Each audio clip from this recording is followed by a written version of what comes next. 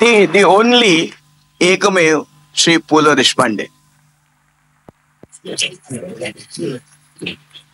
त्यांच्या वतीनं श्रीयुत पु ल देशपांडे हे आता या ठिकाणी भाषण करणार आहेत.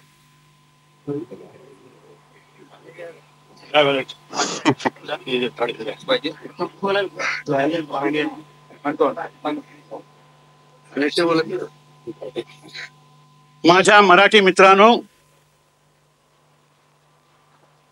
मी कधीही घेतलेला नव्हता अशा एका भावनेचा अनुभव घेतोय की मी विलक्षण संकोचलोय. संकोच हा काही माझा स्थायी भाव नाही आहे. म्हणजे सोपानदेव म्हणायचे कोणाच्या घरी कोच पाहिला की मला संकोच वाटतो बसायला म्हणून. तो काय असतो याचा अनुभव मला आज आला. इतक्या परमपराक्रमी लोकांच्या मध्ये मला बसताना विलक्षण अवघडल्यासारखं झालेलं आहे. मला सारखं शेक्सपियरची एक ओळ आठवते. त्यांनी म्हटलं होतं, some are born great, some achieve greatness, आणि बाकीच्या असं greatness is thrust on some. त्या पहिल्या ह्याच्यामध्ये शिवाजी महाराजांच्या सारखे बॉर्न ग्रेट असतात. त्याच्यानंतर लोकमान्य टिळकांच्या सारखे अचीव ग्रेटनेस केलेले असे असतात. आणि तिसऱ्या कॅटेगरीमध्ये माझ्यासारखे असतात कोणीतरी की greatness is thrust on them. त्याचा अनुभव मला अतिशय चांगला आला. आता मी ज्यांच्यातर्फे आभार मानावे असं सांगितलं, ती माणसं इतकी पराक्रमी आणि इतकी मोठी आहेत की त्यांच्या वतीने उभं राहणं हाच मला एक माझा सगळ्यात मोठा गौरव आहे असं वाटतं. इथे बसलेली माणसं एक एक एक पहा काय काय आहेत. मी काय प्रत्येकाचं वर्णनही करणार नाही, त्याची गरज नाही. आता लताच आहे इथे बसलेली. मला जर कोणी विचारलं आकाशात देव आहे का, ते मी सांगेन मला माहिती नाही. मला माहिती एकच की ह्या आकाशामध्ये सूर्य आहे, चंद्र आहे आणि लताचा स्वर आहे.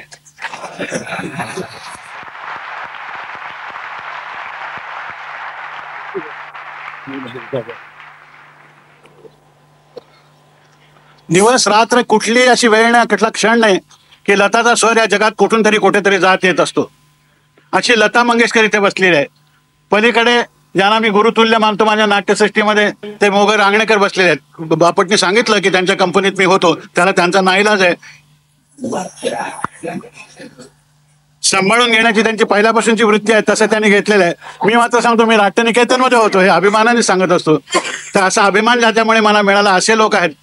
इथे जी तेजस्वी मंडळी आहेत, आता आमचे राजाराम बापू आहेत तिथे बसलेले.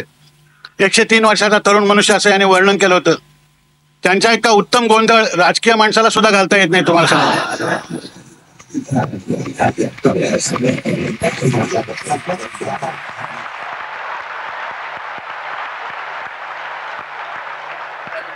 आजची 1000 माणसं राजकीय म्हणून जमलेली नाहीये ते मला माहिती आहे, म्हणून मी धाष्ट केलं. आपण सहसा कोणाला दुखवत नाही, सत्तेच्या माणसांना तर नाहीच. तर असे राजाराम बापू आहेत. त्याच्यानंतर आपण नेहमी विद्वत्ता म्हणजे प्रखर वगैरे असं संबोधत असतो, नेहमी तेजस्वी जळजळीत वगैरे. परंतु ज्यांच्या विद्वत्तेमध्ये शारदीय चांदण्याचा आनंद आपल्याला लाभतो असे आमचे लक्ष्मण शास्त्री जोशी. की विद्वत्ता ही किती शीतल आणि सुंदर असू शकते असं जर कोणी मला विचारलं तर मी सांगेन की तुम्ही लक्ष्मण शास्त्री जोशींच्या सहवासात 1 तास घालवा, म्हणजे तुम्हाला चांदण्यात न्हावून निघाल्यासारखं वाटतं की नाही बघा. नाही वाटलं तर तुम्ही जन्मजन्माचे गलिच्छ आहात असं समजा आणि जा. असा शाप सुद्धा काही लोकांना देव देत असतो, त्याला काही सांगता येत नाही. अशी सगळी मंडळी. त्याच्यानंतर शांताराम बापूंच्या बद्दल मी काय सांगू, जे वार्धक्यातही परवते सर म्हणती अशा प्रकारचं शांताराम बापूंचं कर्तृत्व. ही सगळी अशी माणसं बसलेली असताना मी आभाराला शब्द कुठून आणू मला खरोखरच माहिती नाही. एक तर आभार धन्यवाद वगैरे मराठी शब्द नाही.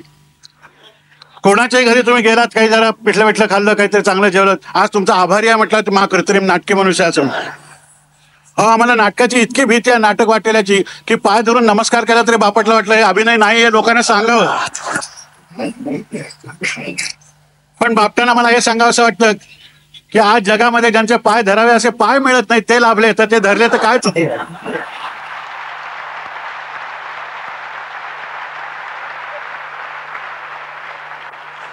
तिथे उद्योगपती शंतनराव किर्लोस्कर आहेत, यमुनाबाई वाईकर आहेत. तुम्हाला सांगतो की लावणी गाणं म्हणजे सामान्य आहे असं समजू नका. एक एक वजन पेलताना त्याला रक्त आटवावं लागतं आणि त्याची समज जाणीव हात करून घ्यावी लागते. जितकी ख्यालाला करून घ्यावी लागते तितकीच लावणी गाताना सुद्धा करून घ्यावी लागते. हा साक्षात्कार ज्यांच्या गाण्यामध्ये आज अनेक वर्ष झाला त्या यमुनाबाई इथे आहेत. अशी सगळी माणसं प्रत्येक आता गोवारीकर आहेत. हवा तज्ञ असून सुद्धा यांचा हवामान अंदाज बरोबर आला.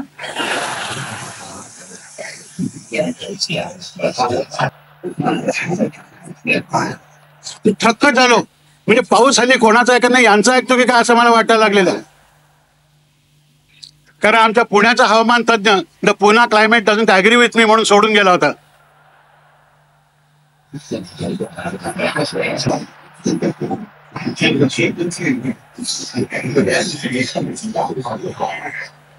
अशा प्रकारची ही पराक्रमी माणसं बसलेली असताना मी काय याच्यामध्ये आभार मानायचे?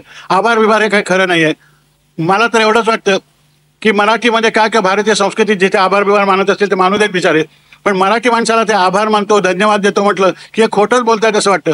किंवा मराठी माणसाला जर फार हळू बोलायला लागलं तरी हा डोंगी असं वाटतं. इतक्या आपण मोठ्याने बोलत असतो, एकमेकाशी मोकळेपणाने बोलत असतो. केव्हा आलं बरं वाटलं आलं असं म्हटलं की महाडोंगी आहे. अशा प्रकारचं आपलं हे आहे. तर आभार विभार कसले मानणार मी? ह्या लोकांनी आम्हाला अतिशय सुंदर भेट दिली आहे. ते काय आपल्याला तिथून लक्षात आलं नसतो, लामण दिवा आहे. हा लामण दिवा मी एवढंच सांगतो की आम्हा सगळ्यांच्या घरी सदैव पेटत निश्चित राहील. फक्त तेवढे तेलाचे भाव खाली आले तर बरं होईल.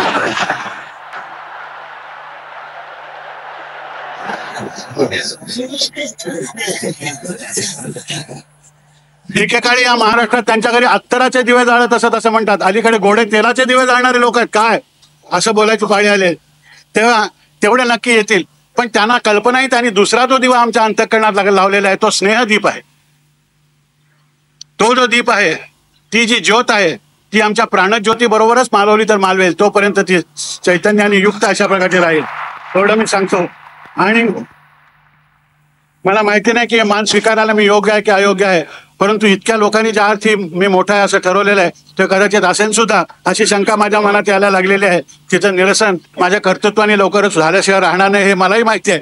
परंतु आपण एवढं प्रेम केलं, एवढं दाखवलं, घरच्या माणसाने इतका घरचा आहेर याला मराठीत निराळाच अर्थ आहे, पण घरचा इतका सुंदर आहे, आयुष्यभर कुठल्या तरी एका क्षेत्रामध्ये धडपडून ते समजून घेण्याचा प्रयत्न करताना मिळतं. हा मोठा महत्वाचा प्रसंग आहे. हा आजन्म लक्षात राहावा अशा प्रकारचा प्रसंग आहे. आणि त्या प्रसंगाला आपण केवळ मराठी नावाच्या भावनेने जमलेले सगळेजण इथे एकत्र आहोत यांच्या साक्षीने मिळावा याच्यासारखा तर गौरव नाही असं मी म्हणतो.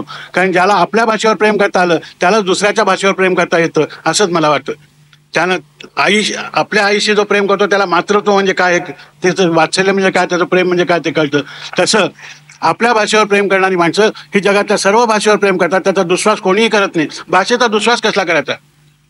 दुश्वास ही निराळीच भावना आहे, ती कोणीही करत नाही. त्या अभिमानाने आपण म्हटलं की हो मी मराठी आहे, मला नेहमी मराठी आहे असं म्हणताना वाटतं की शिवाजी महाराज सुद्धा कधीतरी सोयराबाईंना आजचं पिठलं काही जमलं नाही बरं का वगैरे मराठीत सांगत असतील. ही कल्पना मला खूप बरी वाटते. ही थोर माणसं मराठीत बोलतात वगैरे. तर अशा थोर माणसांनी जी भाषा समृद्ध केली त्यातलेच आपण एक लहानसे आहोत. ही बाकीची मंडळी मोठी आहेत, त्या मनाने लहानसा असून सुद्धा मला तुम्ही मोठा केलात. हे महाराष्ट्र धर्माला जागलात की नाही मला माहिती नाही. नाही तर आपल्याकडे सामान्यतः मोठा मनुष्य असला तरी हा ठीक आहे वगैरे असं, नाही तर चढून जाईल अशा प्रकारची आपल्याला काहीतरी भीती असते. आम्ही आता अशा वयात आलेलो आहोत की आता चढून जायचं असलं तर कोणातरी खांद्यावरच चढून जाणार. त्यामुळे ती भीती बाळगायचं काहीही कारण नाही आपल्याला. तर आपण हा जो सन्मान केलात त्याबद्दल आपल्या सर्वांचे मी अत्यंत मनापासून आभार मानतो आणि धन्यवाद देतो. कारण दुसरे शब्द नाहीत माझ्याकडे ते बोलायला. म्हणून एवढं सांगतो की आपली आजचा क्षण हा आयुष्यातले जे अत्यंत परमोच्च आनंदाचे, कृतज्ञतेचे, श्रद्धेचे क्षण आहेत त्यातला क्षण हा आहे. त्याचा अनुभव मी घेताना तो शब्दांनी व्यक्त करण्यासारखा नाही. आणि जे शब्दांनी व्यक्त करण्यासारखं असतं ते काय फारसं सांगण्यासारखं असतं असं मला वाटत नाही. तर हा असा अनिर्वचनीय अनुभव दिल्याबद्दल मी पुन्हा एकदा आपलं ऋण व्यक्त करतो आणि